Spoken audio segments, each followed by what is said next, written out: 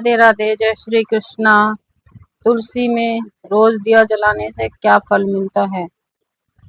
एक बार की बात है, देवी सत्यभामा भगवान श्री कृष्ण के पास आती हैं और उनसे पूछने लगती हैं, हे स्वामी, आप नित्य तुलसी को जल देते हैं और देवी रुक्मणी नित्य तुलसी के पास दीपक जलाती हैं, इसके पीछे क्या रहस्य है। कृपया आप मुझे तुलसी और जल देने की दीपक जलाने का महत्व सुनाइए। भगवान श्री कृष्ण कहते हैं, हे देवी सत्यभामा, तुमने अत्यंत महत्वपूर्ण प्रश्न किया है। देवी तुलसी लक्ष्मी का ही अवतार है। देवी तुलसी भगवान विष्णु को अत्यंत प्रिय है, इसलिए यह मुझे भी सबसे अधिक प्रिय है।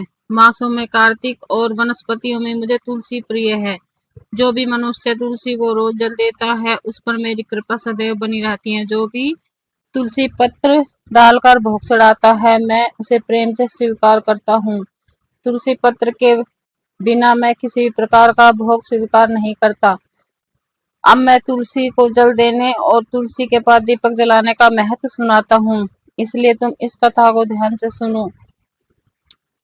वह सदा सुहागन रहती हैं, उसके घर में सुख समृद्धि आती है। जो स्त्रियां दीपक जलाती हैं और जल देती हैं, जो और दरिद्रता का नाश होता है। देवी सत्यभामा कहती हैं, हे स्वामी, मैं इस कथा को ध्यान से पूरा सुनूंगी, कृपया आप मुझे वह कथा कहिए। तब भगवान श्री कृष्ण देवी सत्यभामा को वह कथा सुनाने लगते हैं।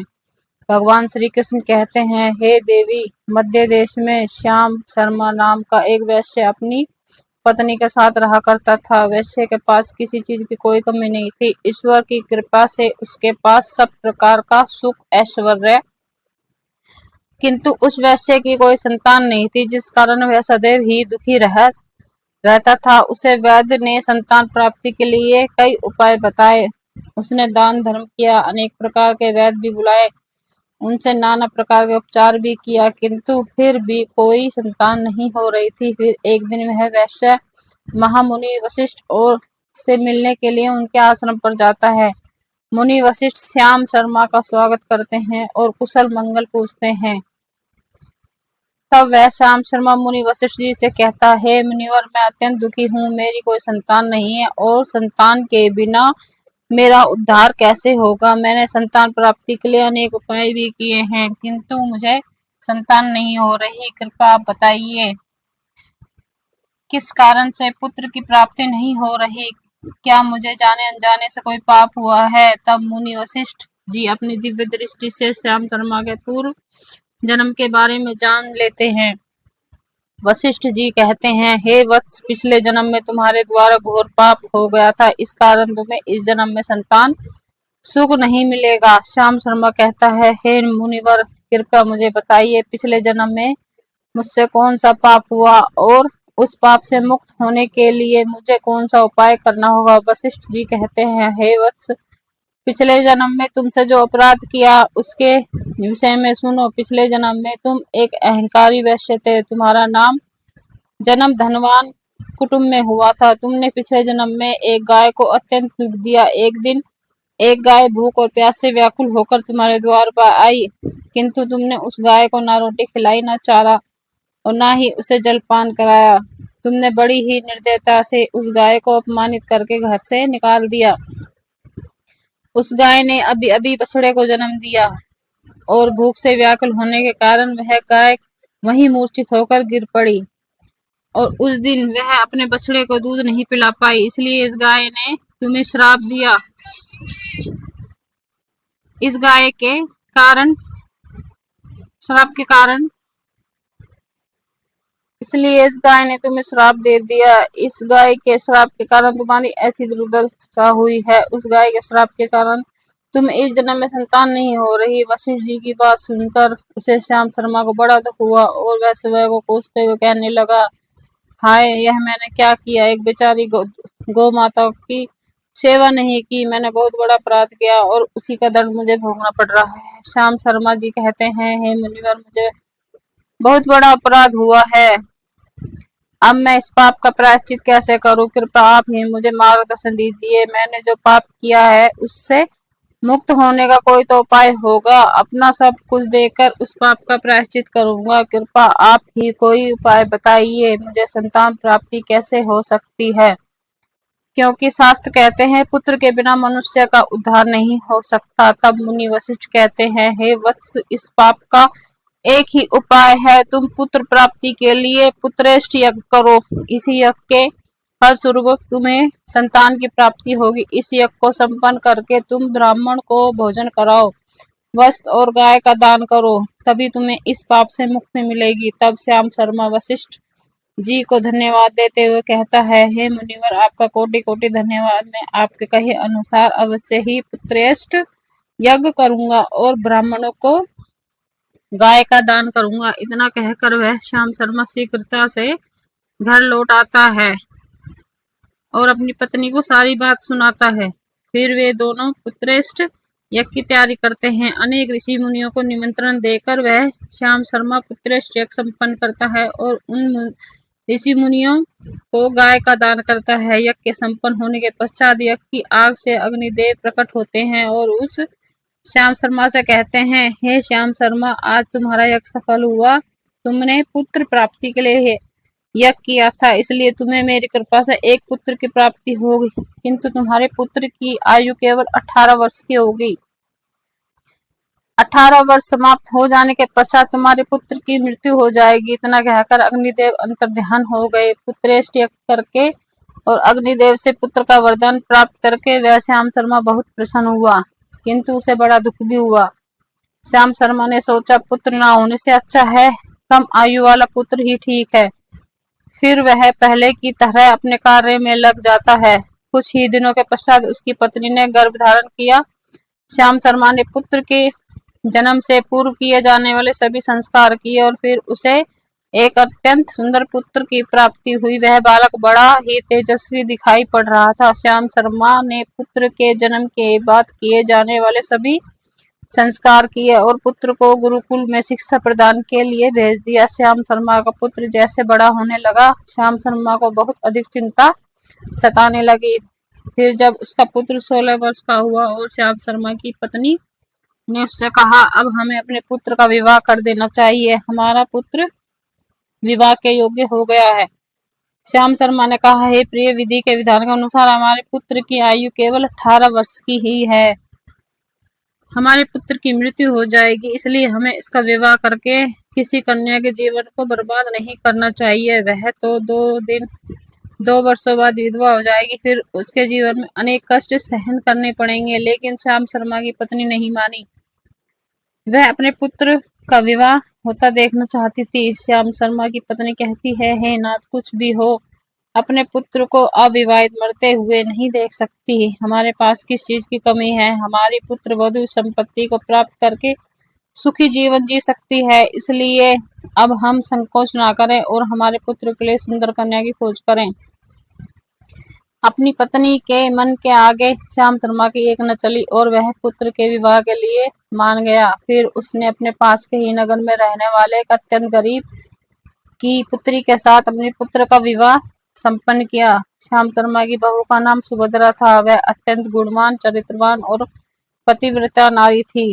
वह अपने पति के मृत्यु की बात को नहीं जानती थी। सुभद्रा नित्य अपने सास ससुर और अपने पति की सेवा करने लगी। वह सभी के साथ बड़े प्रेम से रहती थी और कभी किसी की आज्ञा का उल्लंघन नहीं करती थी।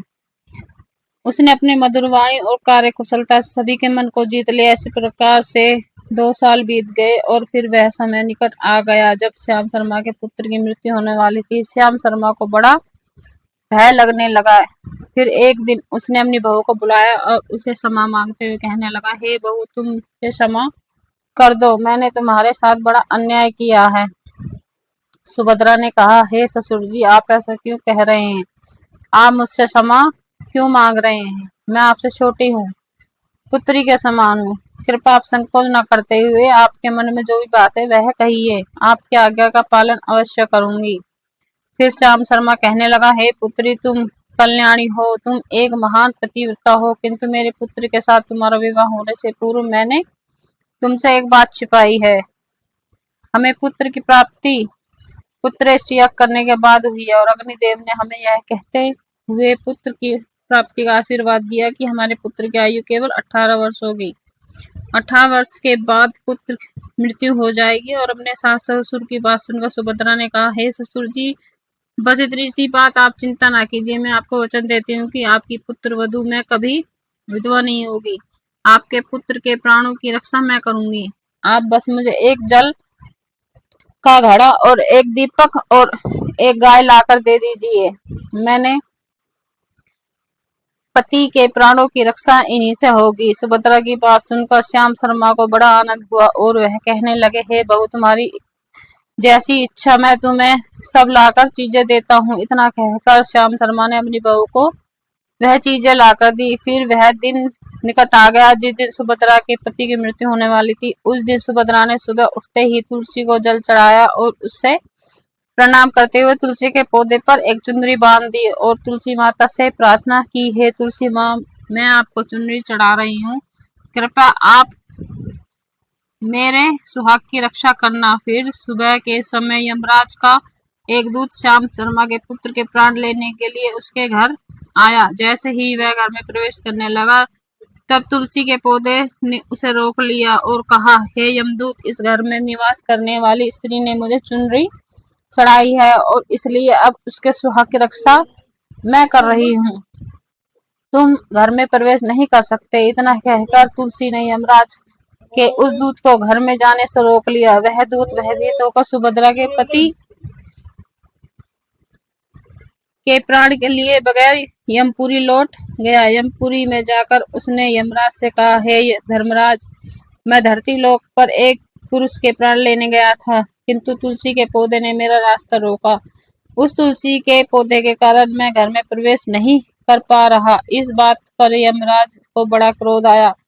फिर उसने अन्य दो दूतों को बुलाया और कहा, अब तुम शाम के समय सुभद्रा के घर जाओ।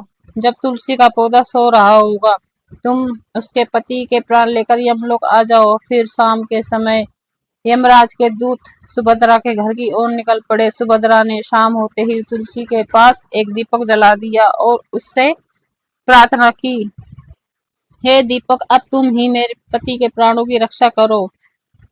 यह कह के दूत मेरे पति के प्राण देने के लिए आ रहे हैं। फिर शाम हो गई, तुलसी का पौधा सो गया। राधे राधे, जय श्री कृष्णा।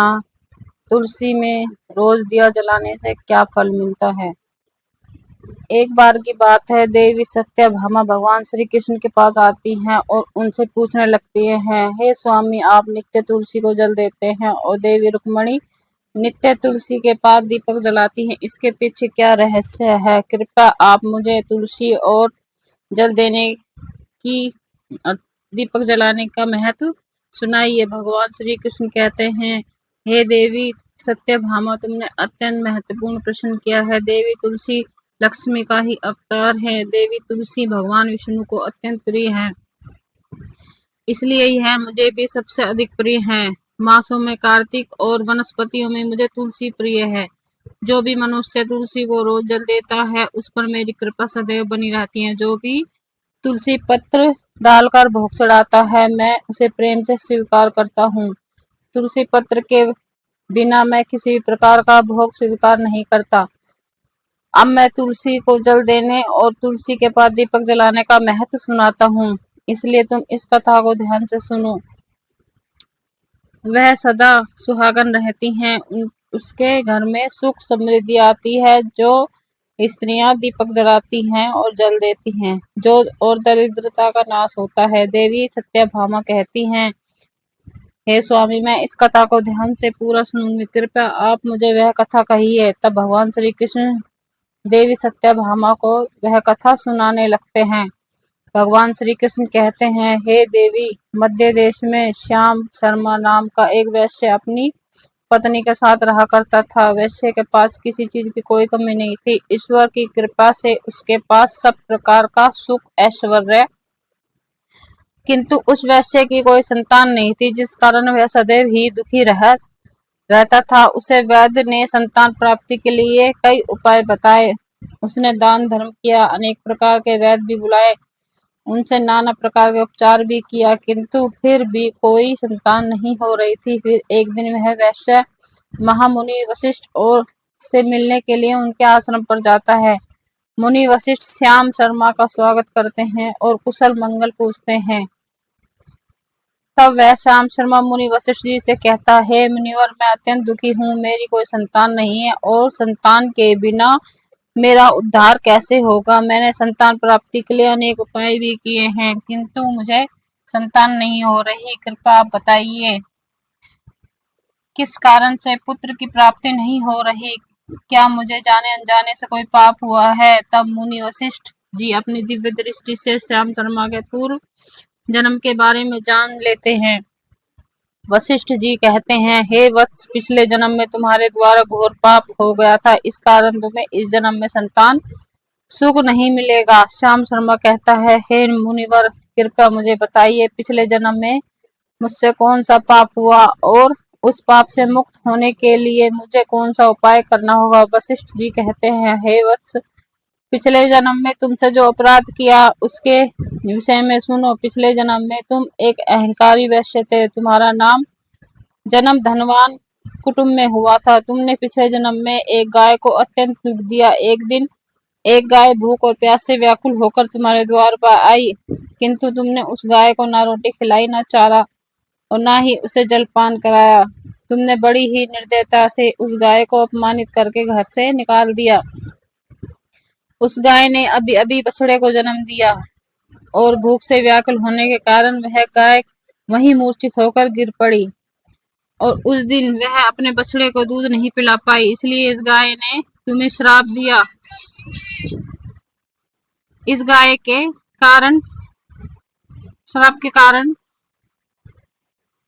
इसलिए इस गाय ने तुम्हें श्राप दे दिया। इस गाय के श्राप के कारण तुम्हारी ऐसी दुर्दशा हुई है। उस गाय के श्राप के कारण तुम इस जन्म में संतान नहीं हो रही। वशिष्ठ जी की बात सुनकर उसे श्याम शर्मा को बड़ा दुख हुआ और वह सुबह को कोसते हुए कहने लगा, हाय, यह मैंने क्या किया। एक बेचारी गौ माता की सेवा नहीं की। मैंने बहुत बड़ा अपराध किया और उसी का दंड मुझे भोगना पड़ रहा है। श्याम शर्मा जी कहते हैं, हे मुनिवर, मुझे बहुत बड़ा अपराध हुआ है। अब मैं इस पाप का प्रायश्चित कैसे करूं। कृपया आप ही मुझे मार्गदर्शन दीजिए। मैंने जो पाप किया है उससे मुक्त होने का कोई तो उपाय होगा। अपना सब कुछ देकर उस पाप का प्रायश्चित करूंगा। कृपया आप ही कोई उपाय बताइए। मुझे संतान प्राप्ति कैसे हो सकती है, क्योंकि शास्त्र कहते हैं पुत्र के बिना मनुष्य का उद्धार नहीं हो सकता। तब मुनि वशिष्ठ कहते हैं, हे वत्स, इस पाप का एक ही उपाय है। तुम पुत्र प्राप्ति के लिए पुत्रेष्ठ यज्ञ करो। इसी यज्ञ के फलस्वरूप तुम्हें संतान की प्राप्ति होगी। इस यज्ञ को संपन्न करके तुम ब्राह्मण को भोजन कराओ, वस्त्र और गाय का दान करो, तभी तुम्हें इस पाप से मुक्ति मिलेगी। तब श्याम शर्मा वशिष्ठ जी को धन्यवाद देते हुए कहता है, हे मुनिवर, आपका कोटि कोटि धन्यवाद। मैं आपके कहे अनुसार अवश्य ही पुत्रेष्ठ यज्ञ करूंगा और ब्राह्मणों को गाय का दान करूंगा। इतना कहकर वह श्याम शर्मा शीघ्रता से घर लौट आता है और अपनी पत्नी को सारी बात सुनाता है। फिर वे दोनों पुत्रेष्ठ यज्ञ की तैयारी करते हैं। अनेक ऋषि मुनियों को निमंत्रण देकर वह श्याम शर्मा पुत्रेष्ठ यज्ञ संपन्न करता है और उन ऋषि मुनियों को गाय का दान करता है। यज्ञ के संपन्न होने के पश्चात यज्ञ की आग से अग्निदेव प्रकट होते हैं और उस श्याम शर्मा से कहते हैं, हे श्याम शर्मा, आज तुम्हारा यज्ञ सफल हुआ। तुमने पुत्र प्राप्ति के लिए यज्ञ किया था, इसलिए तुम्हें मेरी कृपा से एक पुत्र की प्राप्ति होगी, किंतु तुम्हारे पुत्र की आयु केवल 18 वर्ष की होगी। 18 वर्ष समाप्त हो जाने के पश्चात तुम्हारे पुत्र की मृत्यु हो जाएगी। इतना कहकर अग्निदेव अंतर्ध्यान हो गए। पुत्रेष्ठ यज्ञ करके और अग्निदेव से पुत्र का वरदान प्राप्त करके वह श्याम शर्मा बहुत प्रसन्न हुआ, किंतु उसे बड़ा दुख भी हुआ। श्याम शर्मा ने सोचा, पुत्र ना होने से अच्छा है कम आयु वाला पुत्र ही ठीक है। फिर वह पहले की तरह अपने कार्य में लग जाता है। कुछ ही दिनों के पश्चात उसकी पत्नी ने गर्भ धारण किया। श्याम शर्मा ने पुत्र के जन्म से पूर्व किए जाने वाले सभी संस्कार किए और फिर उसे एक अत्यंत सुंदर पुत्र की प्राप्ति हुई। वह बालक बड़ा ही तेजस्वी दिखाई पड़ रहा था। श्याम शर्मा ने पुत्र के जन्म के बाद किए जाने वाले सभी संस्कार किए और पुत्र को गुरुकुल में शिक्षा प्रदान के लिए भेज दिया। श्याम शर्मा का पुत्र जैसे बड़ा होने लगा, श्याम शर्मा को बहुत अधिक चिंता सताने लगी। फिर जब उसका पुत्र 16 वर्ष का हुआ और श्याम शर्मा की पत्नी ने उससे कहा, अब हमें अपने पुत्र का विवाह कर देना चाहिए, हमारा पुत्र विवाह के योग्य हो गया है। श्याम शर्मा ने कहा, हे प्रिय, विधि के विधान के अनुसार हमारे पुत्र की आयु केवल 18 वर्ष की ही है, हमारे पुत्र की मृत्यु हो जाएगी, इसलिए हमें इसका विवाह करके किसी कन्या के जीवन को बर्बाद नहीं करना चाहिए। वह तो 2 वर्षों बाद विधवा हो जाएगी, फिर उसके जीवन में अनेक कष्ट सहन करने पड़ेंगे। लेकिन श्याम शर्मा की पत्नी नहीं मानी, वह अपने पुत्र का विवाह होता देखना चाहती थी। श्याम शर्मा की पत्नी कहती है, हे नाथ, कुछ भी हो, अपने पुत्र को अविवाहित मरते हुए नहीं देख सकती। हमारे पास किस चीज की कमी है? हमारी पुत्र वधु संपत्ति को प्राप्त करके सुखी जीवन जी सकती है, इसलिए अब हम संकोच ना करें और हमारे पुत्र के लिए सुंदर कन्या की खोज करें। अपनी पत्नी के मन के आगे श्याम शर्मा की एक न चली और वह पुत्र के विवाह के लिए मान गया। फिर उसने अपने पास के ही नगर में रहने वाले एक अत्यंत गरीब की पुत्री के साथ अपने पुत्र का विवाह संपन्न किया। श्याम शर्मा की बहू का नाम सुभद्रा था। वह अत्यंत गुणवान, चरित्रवान और पतिव्रता नारी थी। वह अपने पति के मृत्यु की बात को नहीं जानती थी। सुभद्रा नित्य अपने सास ससुर और अपने पति की सेवा करने लगी। वह सभी के साथ बड़े प्रेम से रहती थी और कभी किसी की आज्ञा का उल्लंघन नहीं करती थी। उसने अपने मधुर वाणी और कार्यकुशलता से सभी के मन को जीत लिया। इस प्रकार से 2 साल बीत गए और फिर वह समय निकट आ गया जब श्याम शर्मा के पुत्र की मृत्यु होने वाली थी। श्याम शर्मा को बड़ा भय लगने लगा। फिर एक दिन उसने अपनी बहू को बुलाया और उसे क्षमा मांगते हुए कहने लगा, हे बहू, तुम मुझे क्षमा कर दो, मैंने तुम्हारे साथ बड़ा अन्याय किया है। सुभद्रा ने कहा, हे ससुर जी, आप ऐसा क्यों कह रहे हैं? आप मुझसे क्षमा क्यों मांग रहे हैं? मैं आपसे छोटी हूँ, पुत्री के समान हूँ। कृपया आप संकोच न करते हुए आपके मन में जो भी बात है वह कहिए, आपकी आज्ञा का पालन अवश्य करूंगी। फिर श्याम शर्मा कहने लगा, हे पुत्री, तुम कल्याणी हो, तुम एक महान पतिव्रता हो, किंतु मेरे पुत्र के साथ तुम्हारा विवाह होने से पूर्व मैंने तुमसे एक बात छिपाई है। हमें पुत्र की प्राप्ति पुत्रेष्टि याग करने के बाद हुई है और अग्निदेव ने हमें यह कहते हुए पुत्र की प्राप्ति का आशीर्वाद दिया कि हमारे पुत्र की आयु केवल 18 वर्ष होगी। 18 वर्ष के बाद पुत्र मृत्यु हो जाएगी। और अपने सास ससुर की बात सुनकर सुभद्रा ने कहा, हे ससुर जी, बस इतनी सी बात आप चिंता ना कीजिए। मैं आपको वचन देती हूँ कि आपकी पुत्र वधु में कभी विधवा नहीं होगी। आपके पुत्र के प्राणों की रक्षा मैं करूंगी। आप बस मुझे एक जल का घड़ा और एक दीपक और एक गाय लाकर दे दीजिए। मैंने पति के प्राणों की रक्षा इन्हीं से होगी। सुभद्रा की बात सुनकर श्याम शर्मा को बड़ा आनंद हुआ और वह कहने लगे, हे बहू, तुम्हारी जैसी इच्छा, मैं तुम्हें सब लाकर चीजें देता हूँ। इतना कहकर श्याम शर्मा ने अपनी बहू को वह चीजें लाकर दी। फिर वह दिन निकट आ गया जिस दिन सुभद्रा के पति की मृत्यु होने वाली थी। उस दिन सुभद्रा ने सुबह उठते ही तुलसी को जल चढ़ाया और उससे प्रणाम करते हुए तुलसी के पौधे पर एक चुनरी बांध दी और तुलसी माता से प्रार्थना की, हे तुलसी माँ, मैं आपको चुनरी चढ़ा रही हूँ, कृपया आप मेरे सुहाग की रक्षा करना। फिर सुबह के समय यमराज का एक दूत श्याम शर्मा के पुत्र के प्राण लेने के लिए उसके घर आया। जैसे ही वह घर में प्रवेश करने लगा तब तुलसी के पौधे ने उसे रोक लिया और कहा, हे यमदूत, इस घर में निवास करने वाली स्त्री ने मुझे चुनरी चढ़ाई है और इसलिए अब उसके सुहाग की रक्षा मैं कर रही हूँ। तुम घर में प्रवेश नहीं कर सकते। इतना कहकर तुलसी ने यमराज के उस दूत को घर में जाने से रोक लिया। वह दूत भयभीत होकर सुभद्रा के पति के प्राण के लिए बगैर यमपुरी लौट गया। यमपुरी में जाकर उसने यमराज से कहा, हे धर्मराज, मैं धरती लोक पर एक पुरुष के प्राण लेने गया था, किंतु तुलसी के पौधे ने मेरा रास्ता रोका। उस तुलसी के पौधे के कारण मैं घर में प्रवेश नहीं कर पा रहा। इस बात पर यमराज को बड़ा क्रोध आया। फिर उसने अन्य 2 दूतों को बुलाया और कहा, अब तुम शाम के समय सुभद्रा के घर जाओ, जब तुलसी का पौधा सो रहा होगा। तुम उसके पति के प्राण लेकर यमलोक आ जाओ। फिर शाम के समय